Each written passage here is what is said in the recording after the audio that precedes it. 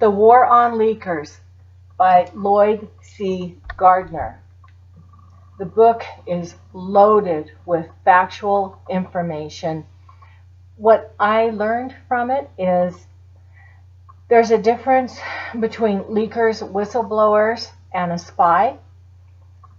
A spy is actually someone who is selling secrets to another country. That's what the average citizen thinks.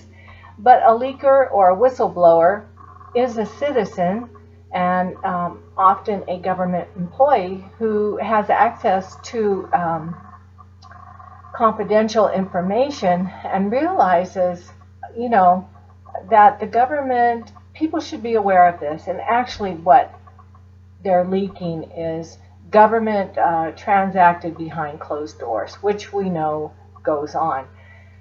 World War I, the Espionage Act here in America was enacted.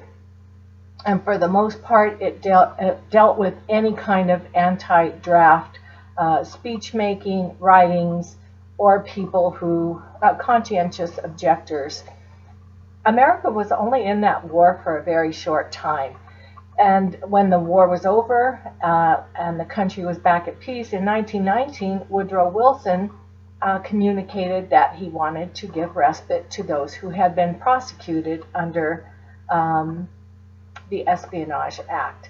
And so most, I'm not sure, did not finish out their sentences. Why? Because there is free speech in America. So a very thin line is being walked. It's all about holding down dissent at that time over the draft. Well, World War II comes along. The Japanese bomb Pearl Harbor. And of course, we've heard that America was completely unaware of what was happening.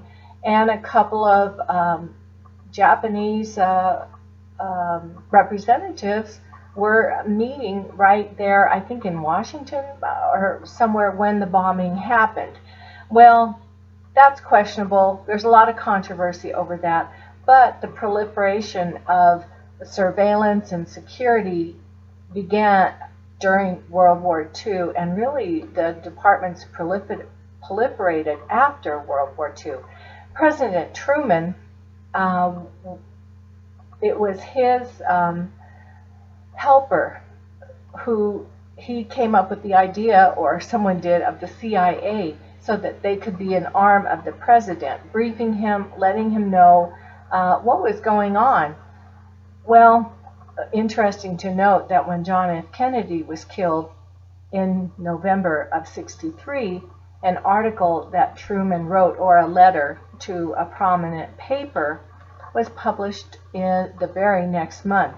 And he was saying in the letter that the CIA wasn't anything like what he had imagined it to be back when he was the president.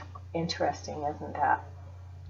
Well, and another fact that popped up at me is that Edward Snowden, when he decided to leak, he did not use a newspaper.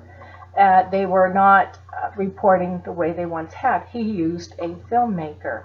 I'm sure that probably has something to do with who owns the newspapers now, that they're no longer really doing that work.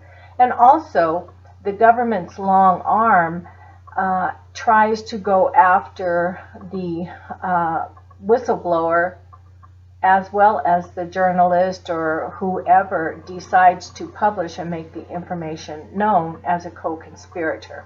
So our free speech is being whittled away at all the time, and there's a very fine line between free speech and what the governments will tolerate, because they are the ones who also do the prosecuting. This is an incredibly informative book. There is some information in here about Julian Assange, WikiLeaks, quite a bit about Edward Snowden, and this author is traditional in the way he documents his sources throughout his writing. You'll notice numbers all throughout the writing, and you can refer back to his notes, and of course there's also an index. This is a quality piece of nonfiction.